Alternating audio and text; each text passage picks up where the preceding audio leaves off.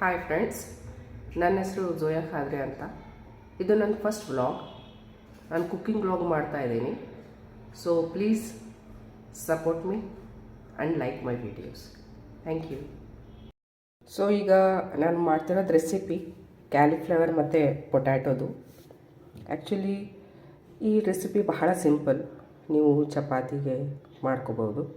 So ರೈಸಲ್ಲಿ ಬೇಕಾದರೆ ನೀವು gravy ಥರ ಯೂಸ್ ಮಾಡ್ಕೋಬೋದು. ಆದರೆ ನಾನು ಚಪಾತಿಗೆ ಮಾಡ್ತಾಯಿದ್ದೀನಿ. ಸೊ ನಾನೊಂದು ಸಣ್ಣ ಕ್ಯಾಲಿಫ್ಲವರ್ನ ತೊಗೊಂಡಿದ್ದೀನಿ, ಕಟ್ ಮಾಡಿಕೊಂಡು ವಾಶ್ ಮಾಡಿ ಅದನ್ನು 3 ಮಿನಿಟ್ಸ್ಗೋಸ್ಕರ ಬಾಯ್ಲ್ ಮಾಡೋಕ್ಕೆ ಬಿಡಬೇಕು. ಬಾಯ್ಲ್ ಮಾಡ್ಕೋಬೇಕು.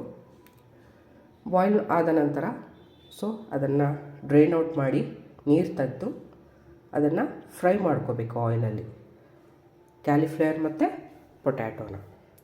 ಸೊ ಇದಾದ ನಂತರ ನೆಕ್ಸ್ಟ್ ಪ್ರೋಸೆಸ್ ನಿಮಗೆ ನಾನು ಹೇಳ್ತೀನಿ. ಸೊ ಇವಾಗ ನೀವು ನೋಡ್ಬೋದು, ಕಡಾಯಿಯಲ್ಲಿ ನಾನು ಸ್ವಲ್ಪ ಆಯಿಲ್ ಹಾಕಿದ್ದೀನಿ. ಆಯಿಲ್ ಹಾಕಿದ ನಂತರ ಇದನ್ನು ಏನು ಮಾಡಬೇಕಂದ್ರೆ, ಸ್ವಲ್ಪ ಕ್ಯಾಲಿಫ್ಲವರ್ ಇದೆಯಲ್ಲ ಬಾಯ್ಲ್ ಮಾಡ್ಕೊಂಡಿದ್ದು, ಇದನ್ನು ನಾವು ಫ್ರೈ ಮಾಡ್ಕೋಬೇಕು. ಸ್ವಲ್ಪ ಕ್ರಿಸ್ಪ್ ಥರ ಬರೋ ಥರ ಫ್ರೈ ಮಾಡ್ಕೋಬೇಕು.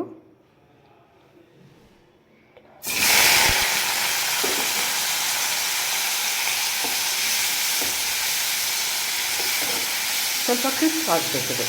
ಆ್ಯಕ್ಚುಲಿ ನಾವು ಇದು ಡೈರೆಕ್ಟ್ ಫ್ರೈ ಮಾಡ್ಕೊಂಡಿಲ್ಲ ಅಂದರೆ ಕೂಡ ನಡೆಯುತ್ತೆ, ಪ್ರಾಬ್ಲಮ್ ಏನಿಲ್ಲ.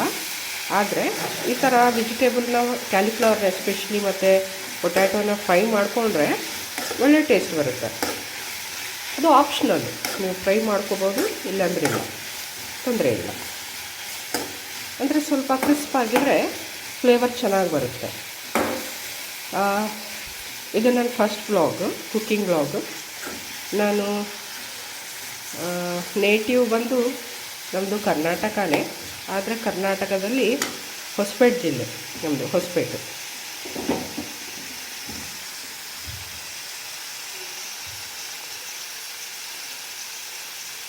ಈ ಥರ ಫ್ರೈ ಮಾಡ್ಕೋಬೇಕು ಚೆನ್ನಾಗಿ, ಸ್ವಲ್ಪ ಮೀಡಿಯಮ್ ಫ್ಲೇಮಲ್ಲಿ.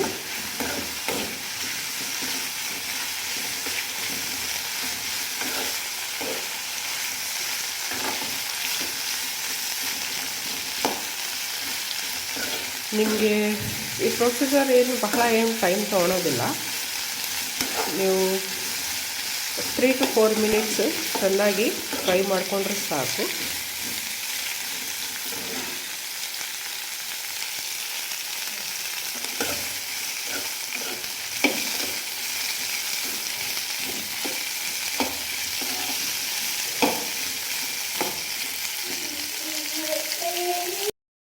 ನೋಡಿ ಫ್ರೆಂಡ್ಸ್, ಇವಾಗ ನಾನು ಪೊಟ್ಯಾಟೋನ ಕೂಡ ಫ್ರೈ ಮಾಡ್ಕೊತಾ ಇದ್ದೀನಿ, ಸೇಮು ಅದೇ ಆಯಿಲಲ್ಲಿ.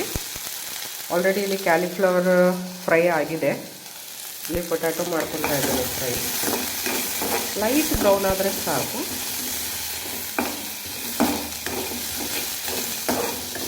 ಸೊ ಲೈಟ್ ಬ್ರೌನ್ ಆಗ್ತಾ ಇದೆ ನೋಡಿ, ಆಲ್ಮೋಸ್ಟ್ ಆಲ್.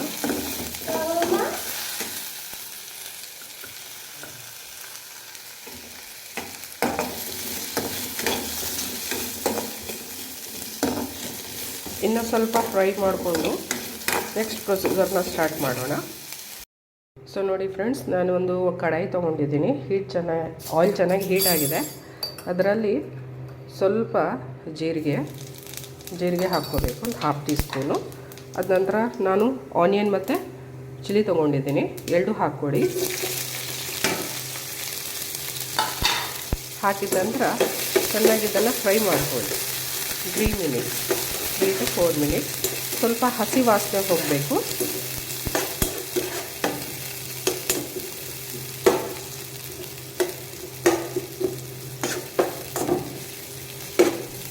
ಇದನ್ನು ಚೆನ್ನಾಗಿ ಫ್ರೈ ಮಾಡ್ಕೊಳ್ಳಿ.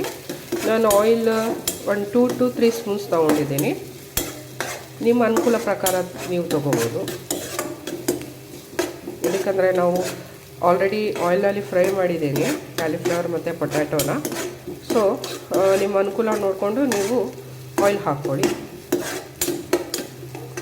ಸೊ ಇದನ್ನು 2 to 3 ಮಿನಿಟ್ಸ್ವರೆಗೆ ಫ್ರೈ ಮಾಡ್ಕೋಬೇಕು.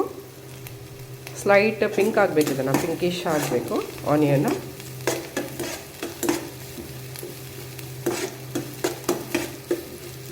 ಅಥವಾ ಬ್ರೌನ್ ಆದರೆ ಕೂಡ ಪರವಾಗಿಲ್ಲ, ತೊಂದರೆ ಇಲ್ಲ.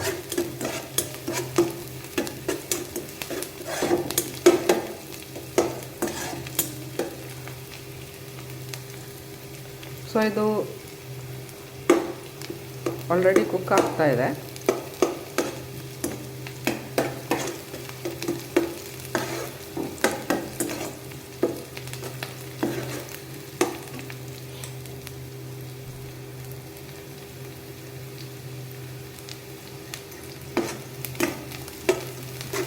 ಸೊ ಇದರಲ್ಲಿ ನಾವು ಏನು ಆ್ಯಡ್ ಮಾಡ್ಕೋಬೇಕು ಅಂದರೆ ಈ ಸ್ಟೇಜಲ್ಲಿ ಸ್ವಲ್ಪ ಜಿಂಜರ್ ಗಾರ್ಲಿಕ್ ಪೇಸ್ಟ್ ಹಾಕ್ಕೋಬೋದು. ಒಂದು 1/2 tea spoon ginger garlic paste. So ಇದನ್ನು ಕೂಡ ಸ್ವಲ್ಪ ಫ್ರೈ ಮಾಡ್ಕೋಬೇಕು. ಇಡ್ತಾ ಇದೆ.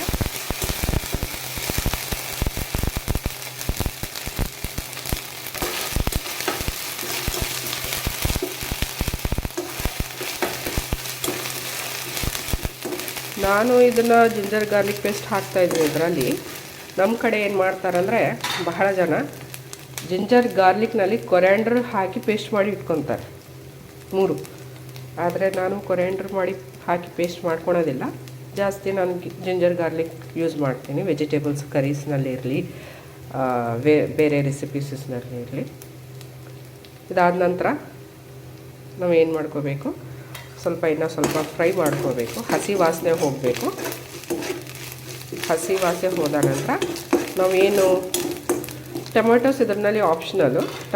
ಟೊಮೆಟೊಸ್ ಹಾಕ್ಕೊಂಡ್ರೆ ಸ್ವಲ್ಪ ಗ್ರೇವಿ ಥರ ಆಗುತ್ತೆ. ನಾನು ಸ್ವಲ್ಪ ಅಷ್ಟು ಗ್ರೇವಿ ಬೇಡ ಅಂಥೇಳಿ ಸ್ವಲ್ಪ ಡ್ರೈ ಇರಲಿ ಅಂಥೇಳಿ ಟೊಮೆಟೊಸ್ ಹಾಕ್ತಾಯಿಲ್ಲ. ಇದನ್ನು ನಾನು ಏನು ಫ್ರೈ ಮಾಡ್ಕೊಂಡಿದ್ದೀನಿ, ಗೋಬಿ ಮತ್ತು ಕ್ಯಾಲಿಫ್ಲವರ್ ಮತ್ತು ಪೊಟ್ಯಾಟೋನ, ಇದನ್ನು ಆ್ಯಡ್ ಮಾಡ್ಕೊತಾ ಇದ್ದೀನಿ ಇದರಲ್ಲಿ. ನೋಡ್ಬೋದು.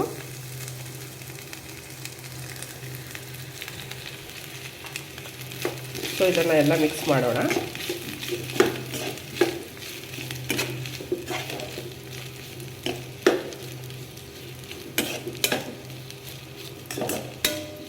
ನಾನು ಗೋಬಿ ಬಾಯ್ಲ್ ಮಾಡೋ ಟೈಮಲ್ಲಿ ಉಪ್ಪೇನು ಹಾಕ್ಕೊಂಡಿದ್ದಿಲ್ಲ.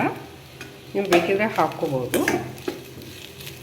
ಜಸ್ಟ್ ನಾನು ಹಾಟ್ ವಾಟರ್ನಲ್ಲಿ 1-2 ಮಿನಿಟ್ಸ್ ಅಷ್ಟೇ ಬಾಯ್ಲ್ ಮಾಡಿರೋದು ವಿತೌಟ್ ಸಾಲ್ಟ್.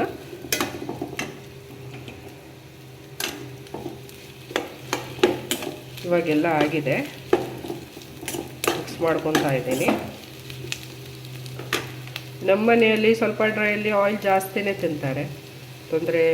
ತೊಂದರೆನೇ. ಆದರೆ ಏನು ಮಾಡೋದು, ಒಬ್ರೊಬ್ರು ಇಷ್ಟ. ಒಬ್ಬರು ಸ್ವಲ್ಪ ಹಾಕ್ಕೊತಾರೆ, ಒಬ್ಬರು ಸ್ವಲ್ಪ ಜಾಸ್ತಿನೇ ಹಾಕ್ಕೊಂಡು ಮಾಡ್ತಾರೆ. ನಮ್ಮ ಮನೆಯವ್ರಿಗೆ ಸ್ವಲ್ಪ ವೆಜಿಟೇಬಲ್ಸ್ನಲ್ಲಿ ಇರಲಿ, ನಾನ್ ವೆಜ್ಜಲ್ಲಿ ಇರಲಿ, ಸ್ವಲ್ಪ ಆಯಿಲ್ ಚೆನ್ನಾಗಿರಬೇಕು ಅಂತ ಹೇಳ್ತಾರೆ.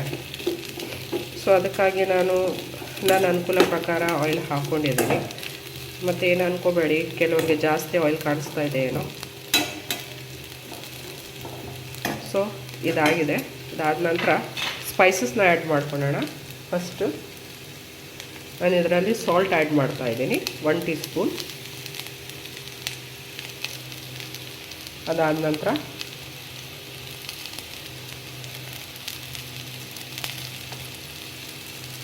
Red chilli powder 1 tea spoon. ನೀವು 2 ಟೀ ಸ್ಪೂನ್ಸು ಹಾಕ್ಕೋಬೋದು. ಅದಾದ ನಂತರ ಧನಿಯಾ ಪೌಡರ್, ಕೊರಿಯಾಂಡರ್ ಪೌಡರ್ ಅಂತ ಏನು ಹೇಳ್ತೀರಲ್ಲ, ಅದೊಂದು 1/2 ಟೀ ಸ್ಪೂನ್ ಹಾಕ್ಕೊಳ್ಳಿ.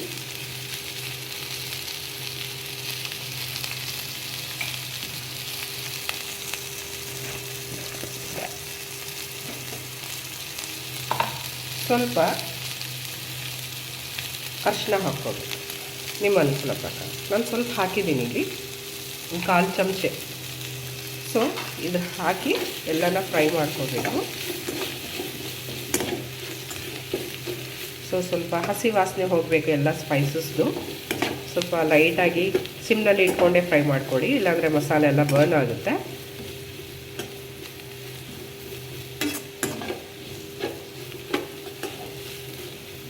ನೀವು ಇದರಲ್ಲಿ ಈ ಸ್ಟೇಜ್ನಲ್ಲಿ ನಿಮಗೂ ಇನ್ನೂ ಸ್ವಲ್ಪ ಚಟ್ಪಟ ಫ್ಲೇವರ್ ಬೇಕು, ಸ್ವಲ್ಪ ಟ್ಯಾಂಗಿ ಫ್ಲೇವರ್ ಬೇಕಂದರೆ you can add chaat masala also, ಸ್ವಲ್ಪ ಚಾಟ್ ಮಸಾಲ ಬೇಕಿದ್ರೆ ಹಾಕ್ಕೋಬೋದು, ಪ್ರಾಬ್ಲಮ್ ಏನಿಲ್ಲ.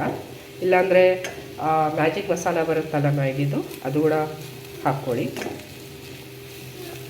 ಕೆಲವೊಂದು ಡಿಶಸ್ನಲ್ಲಿ ಚಾಟ್ ಮಸಾಲನೂ ಆ್ಯಡ್ ಮಾಡ್ತಾರೆ. ಇಲ್ಲಾಂದರೆ ಅನಾರ್ದಾನ ಮಸಾಲ ಅಂತ ಹೇಳ್ತಾರೆ, ಅನಾರ್ದಾನ ಅದು ಕೂಡ ಚಾಟ್ ಮಸಾಲ ಥರನೇ ಇರುತ್ತೆ, ಟ್ಯಾಂಗ್ ಇರುತ್ತೆ. ಅದಾದರೂ ಆ್ಯಡ್ ಮಾಡ್ಕೋಬೋದು ಸ್ವಲ್ಪ ನಿಮ್ಮ ಟೇಸ್ಟ್ ಪ್ರಕಾರ. ಇವಾಗೆ ನಾನು ಎಲ್ಲ ಸ್ಪೈಸಸ್ನ ಆ್ಯಡ್ ಮಾಡಿದ್ದೀನಿ.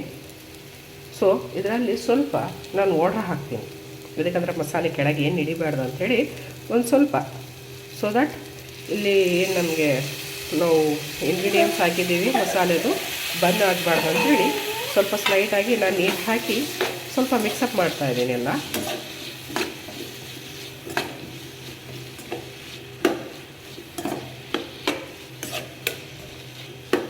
ಜಾಸ್ತಿ ನೀರು ಹಾಕೋದು ಬೇಕಾಗಿಲ್ಲ, ಅವಶ್ಯಕತೆ ಇಲ್ಲ. ಎದಕ್ಕಂದರೆ ನಾವೇನು ಜಾಸ್ತಿ ಗ್ರೇವಿ ಮಾಡ್ತಾಯಿಲ್ಲ, ಸ್ವಲ್ಪ ಲೈಟಾಗಿ ಹಾಕ್ಕೊಂಡ್ರೆ ಸಾಕು. ಸೊ ಇದನ್ನು ನಾವಿನ್ನು ಇವಾಗ ಏನು ಮಾಡೋಣ ಅಂದರೆ ಸ್ವಲ್ಪ ಕವರ್ ಮಾಡಿ ಒಂದು 3 ಮಿನಿಟ್ಸ್ ಬಿಟ್ಬಿಡೋಣ ಈ ಥರ. ಸೊ ಕವರ್ ಮಾಡಿಬಿಟ್ರೆ